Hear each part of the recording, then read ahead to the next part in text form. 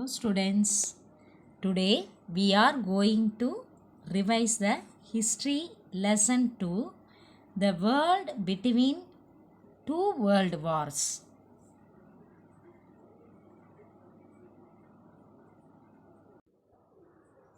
We are going to see about the detail to attempt a narrative account of how the process of decolonizations happened in India during the interwar period 1919 to 39.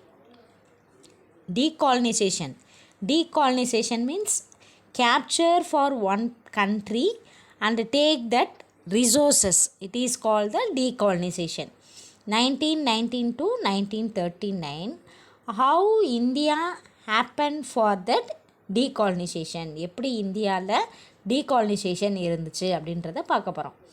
The decolonization process started in India from the beginning of 20th century.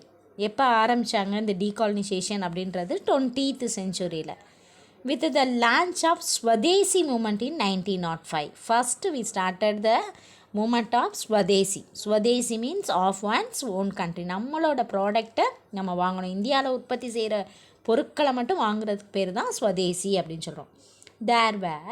There was rapid political as well as economic changes as the outbreak of First World War in 1914. Next பாருங்க, diarchy in provinces. Diarchy means dual government. The Government of India Act of 1919 introduced diarchy in the provinces. The British said that 1919 Government of India Act மூலமாக diarchies அப்படின்றத ஒவ்வொரு ப்ரொவென்சன்ஸ்லையும் கொண்டு வராங்க. It provided for the elected provincial assemblies as well as for Indian ministers to have certain portfolios under the transfer subject. இதில் டயாச்சரியில் government of India act 1919 மூலமாக portfolios அப்படின்றது some department transfer to the Indian leaders. The Indian National Congress rejected and arrangement under டயாச்சரி and decide the boycott of the legislator. இதை காங்கிரஸ் ஒரு நாட்டில் ஒரு ruler தான் இருக்கணும், 2 லீடர்ஸ் இருக்கக்கூடாது, 2 கட்சி இருக்கக்கூடாது அப்படின்னு காங்கிரஸ் இதை என்ன செய்கிறாங்க, ரிஜெக்ட் பண்ணிவிட்டு பைகாட் த லெஜிஸ்லேட்டர், அசம்பிளியை பைகாட் பண்ணுறாங்க, அகெயின்ஸ்ட் பண்ணுறாங்க. Next causes, lack of measure of the industrialists in India. Lack of measures, இந்தியாவில் இருக்கக்கூடிய இண்டஸ்ட்ரி கொஞ்சம் கொஞ்சமாக நலிவடையுது. There was no changes in the colonial economic policies. Dispute the discriminating protection given a certain industries such as sugar, cement and chemical from 1921. Industries, இந்தியாவில் industries அமைக்கிறதுக்கு ஒரு certain இண்டஸ்ட்ரீஸ்க்கு மட்டும்தான் அவங்க allot, government of British allot பண்ணியிருந்துச்சு. அது என்னென்ன இண்டஸ்ட்ரீஸ்னால் sugar, cement, chemicals. அது எந்த இயரில், 1921. The government of British India provided incentives of the British iron and steel industry by granting purchasing contracts. British அதுக்கப்புறம் இந்த கண்ட்ரீஸை, இந்த இண்டஸ்ட்ரீஸு சுகர், சிமெண்ட், கெமிக்கலை மட்டும் இந்தியாவில் இருக்கக்கூடிய எம்ப்ளாயீஸும் பிரிட்டிஷ் ஆரம்பிக்கக்கூடியது அயன் அண்ட் ஸ்டீல் ஆரம்பிச்சிருக்காங்க. அந்த கம்பெனிஸ்க்கு indigenous industry support was only for the providing technical advice and education sponsored by the government.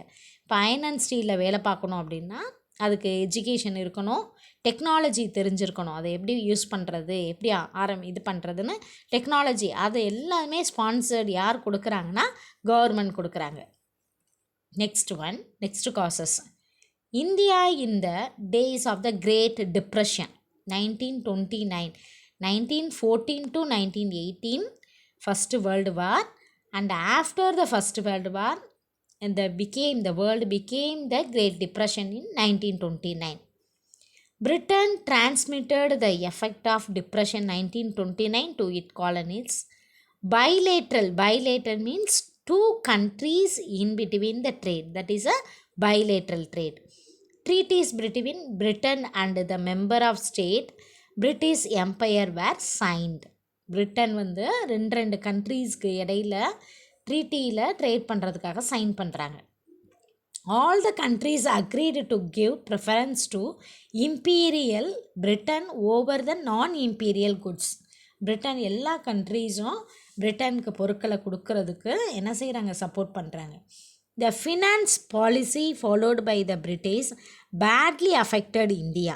இந்தியாவில் மட்டும் பொருட்களை வந்து டேக்ஸ் ஒரு இம்போர்ட் பண்ணுறதுக்கோ எக்ஸ்போர்ட் பண்ணுறதுக்கோ பிரிட்டிஷ் வந்து அதிகமாக டேக்ஸை கலெக்ட் பண்ணுறது. It led to agitation against the British rule. இது வந்து பிரிட்டிஷ் ரூலை நம்ம அகெயின்ஸ்ட் பண்ணுறோம். Next one, impact of depression on Indian agriculture. Great Depression. India is a vast country. They depend only for that agriculture. அக்ரிகல்ச்சர்லேயும் ஒரு பொருளாதார மந்தம், great depression means பொருளாதார நலிவு ஏற்படுது, பணப்பற்றாக்குறை ஏற்படுது, அதுவும் நம்ம அக்ரிகல்ச்சரில். The great depression gave a death blow to Indian agriculture and indigenous manufacturing sector. The value of farms produced decline by half, but the land rent to be paid by the peasant remained unchanged. Peasants means farmers, they are giving for that half of the production for the tax and then land rent அவங்களே பே பண்ணணும், production பண்ணணும். ப்ரொடக்ஷனில் 1/4 வந்து என்ன கொடுக்கணும், லேண்ட்க்கு அவங்களுக்கு ஜமீன்தாஸ் லேண்ட்லார்ட்ஸ்க்கு என்ன கொடுக்குறோம், டேக்ஸ் பே பண்ணணும். அப்போ அவங்கக்கிட்ட எந்த ஒரு வருமானமும் இல்லாமல் போயிடுது. Farmers and Indian manufacturers had to sell their gold and silver resources to substitute and survive. என்ன செய்கிறாங்க, தன்னோட வாழ்வாதாரத்துக்கே சப்ஸ்டியூட் அண்ட் சர்வேல் அப்படின்னா தன்னோட வாழ்க்கைக்கே அவங்களோட வீட்டில் இருக்கக்கூடிய கோல்டு சில்வர் அந்த மாதிரி இருக்கக்கூடிய ரிசோர்ஸஸ் எல்லாத்தையும் என்ன செய்கிறாங்க, விற்று தான் பிழைக்கிறாங்க. The great fall in prices promoted the Indian nationalists to demand the production of the internal economy. Next one, last causes is the Government of India Act 1935. The act provided for greater power of the local government and interaction of the direct election. Government of டயாச்சரி ஆரம்பித்தாங்க, industries வந்து lock ஆச்சு, great depression, Indian agriculture வந்து depression ஆச்சு. லாஸ்ட்டாக கொண்டுட்டு வர்றது direct எலெக்ஷனை கவர்மெண்ட் ஆஃப் இந்தியா ஆக்ட் மூலமாக கொண்டு வராங்க 1935. The Indian National Congress won resounding victory in most of the provinces. இந்த 1935 நடந்த எலெக்ஷனில் நேஷ்னல் காங்கிரஸ் வந்து நிறைய இடத்துல வின் பண்ணுறாங்க. Without consulting the Congress minister, the British involved India in the world war 2. Next 35க்கு அப்புறம் 39 செகண்ட் வேர்ல்டு வார் ஸ்டார்ட் ஆகுது. இதில் நேஷ்னல் காங்கிரஸ் லீடராக ராஜாஜி இருக்காங்க. ராஜாஜி சீஃப் மினிஸ்டராக இருக்கிற டயத்தில் அவரை கன்சல்ட் பண்ணாமல் செகண்ட் வேர்ல்டு வாருக்கு 39 நம்மளோட மெயின்ஸ் மெட்டீரியல்ஸ் எல்லாத்தையும் பிரிட்டிஷ் வந்து யூஸ் பண்ணிக்கிறாங்க. So the Congress minister in the provinces resigned from the office. அப்போ காங்கிரஸ் மினிஸ்டர் வந்து தன்னோட பதவி என்ன செய்கிறாரு, ரிசைன் பண்ணிக்கிறாரு. இப்படி தான் டீகாலனைசேஷன் ஹேப்பன்ட் இன் இந்தியா. 1919 1939 வரைய இந்தியாவில் டீகாலனைசேஷனாக இருந்தது. இதை தான் ஒரு இம்பார்ட்டண்டான 5 mark question or 8 mark question. இது 8 மார்க்லேயும் வரலாம், 5 மார்க்லேயும் வரலாம். So study thoroughly for this question in your public exam. We go through for the online classes. Thank you.